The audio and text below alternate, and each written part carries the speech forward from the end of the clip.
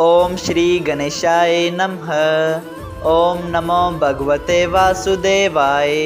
हरे कृष्णा कृष्ण कृष्णा हरे हरे, हरे राम राम राम हरे हरे। तव्हां सभिनी हरि भक्तन के नमस्ते। प्यारा भक्तों, ही कथा पाण गुरु कृपा से हासिल करे रहा आयूं। श्री गणपति सरस्वती जो दरे ध्यान करियां थो मां भागवत महापुराण जो बयान, जंहिंमें व्यासदेव ऐं सुखदेव जी कयो आहे श्री कृष्ण लीला जो गुणगान। सभई चओ जय भागवत महापुराण।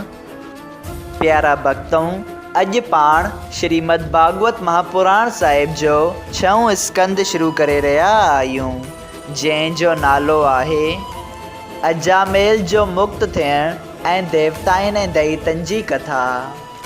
प्यारा भक्तों, श्रीमद भागवत महापुराण साहिब जे 6 स्कंद में टोटल 19 अध्याय आहिनि। अध्याय पहिरियों, अजामेल ब्राह्मण जी कथा।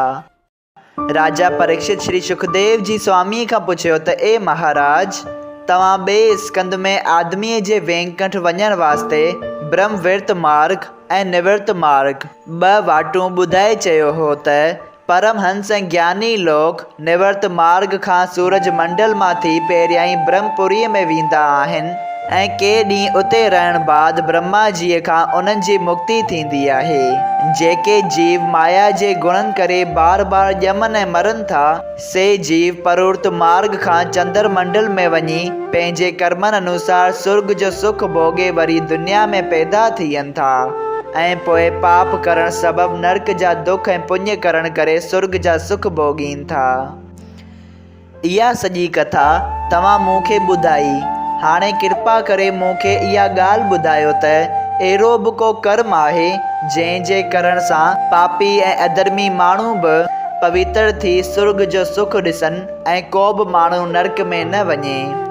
ही ॻाल्हि ॿुधी श्री सुखदेव जी स्वामी चयो त हे राजा परीक्षित, जेके माण्हू ॼाणी बुझी पाप कनि था तिन खे अधर्म जी अयूज़ उन्हनि नरकनि जो दुख भोगणो पवे थो, जिन जो हाल मूं तोसां वर्णन कयो आहे। उन करे माण्हूअ खे घुर्जे त ही तन पाए हमेशा पंहिंजी मुक्ति जो उपाउ कंदो रहे। जेको हिन तन में उन जो सोच नथो करे, सो पंहिंजो जन्म अजायो विञाए थो ऐं पोइ ॾाढो पछताए थो।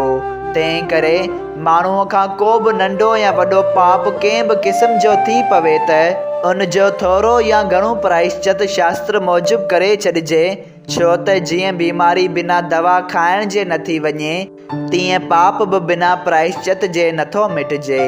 ही ॻाल्हि ॿुधी राजा परीक्षित वेनती कई त हे महाराज, ॼाणी वाणी पाप करण वारो जेकॾहिं हिकिड़ो दफ़ो प्रायश्चित करण सां शुद्ध थी वरी पाप कंदो त हुन जो उदार प्रायश्चित करण सां कीअं थी सघिबो। ही ॻाल्हि ॿुधी श्री सुखदेव जी स्वामी चयो त ए राजा, पाप ऐं पुण्य ॿई हिकु ॿिए जा मिट माइट आहिनि। चङे कर्म करण सां पाप लहे थो, बशर्ते वरी पाप न करे। जीअं बीमारी छुटण वास्ते दवा खाए लेकिन परहेज़ न करे, या थोरा ॾींहं परहेज़ करे वरी खटो मिठो खाइण लॻे त दवा जो खाइण ऐं न खाइण हिकु जहिड़ो थी संदसि बीमारी नथी छुटे बल्कि वधीक बीमार थी पवंदो, तीअं पाप जो प्रायश्चित करे वरी उन में फासण बि अजायो आहे। जहिड़ो उद्धार ज्ञान मिलण सां थिए थो, तहिड़ो चङनि कर्मनि करण सां जल्दी नथो थिए। लेकिन जीअं परहेज़ कंदड़ जी बीमारी नथी वधे, तीअं चङा कर्म करण सां पापनि खां परहेज़ थिए थी ऐं माण्हूअ जो भलो थिए थो। उन खां सवाइ पाप खे नास करण जे वास्ते ब्रह्मचर्य ऐं विर्तधारी रही धर्म ऐं तप करण ऐं इंद्रियनि खे पंहिंजे वस रखण, मन खे संसारी माया ऐं मोह खां अलॻि रखण, सच ॻाल्हाइण, मन वाणी ऐं शरीर सां कंहिंजो बि बुरो न करण ऐं जेतिरो थी सघे पर उपकार करण ऐं कंहिं बि जीव खे दुख न ॾियण, इन्हनि उपावनि कंदे बि पाप लही वेंदा आहिनि। जहिड़ो परमेश्वर जे चरणनि जी प्रीत भक्ति रखण उन जे नाले जपण ऐं कथा कीर्तन ॿुधण सां घणनि जन्मनि जा पाप छुटी आदमी जल्दी मुक्ति पाए थो। तेरो तप वग़ैरह जे करण सां शुद्ध नथो थिए। जीअं राति जी ऊंदा सूर्य देवता जे प्रकाश सां मिटिजी थी वञे, तीअं वासुदेव ऐं श्री कृष्ण जे नाले वठण सां घणनि जन्मनि जा वॾा वॾा पाप नाश थी था वञनि।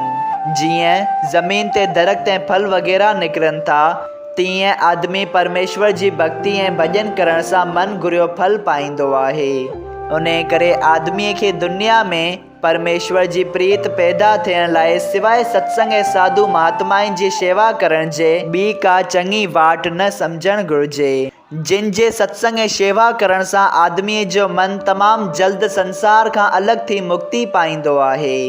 जेके माण्हू परमेश्वर खां बेमुख आहिनि, से प्रायश्चित करण ते बि कंहिं तरह शुद्ध नथा थियनि। जेको हिकिड़ो दफ़ो बि पंहिंजो चित श्री कृष्ण जे चरणनि में लॻाए थो, सो सपने में बि यमराज ऐं जमदूतनि खे नथो ॾिसे। उहो तूं ईअं ॼाण त ॼण सभु प्रायश्चित करे चुको। उन ते मां हिकिड़ी कथा नारायण नाले जे महात्म जी, जंहिं में विष्णु भॻवान ऐं जमदूतनि जो झगड़ो आहे, सा तोखे ॿुधायां थो। सभई चओ जय श्री कृष्णा। श्रीमद् भागवत महापुराण साहिब जे 6 स्कंद जे पहिरें अध्याय जो पहिरियों भाग संपूर्ण थियो।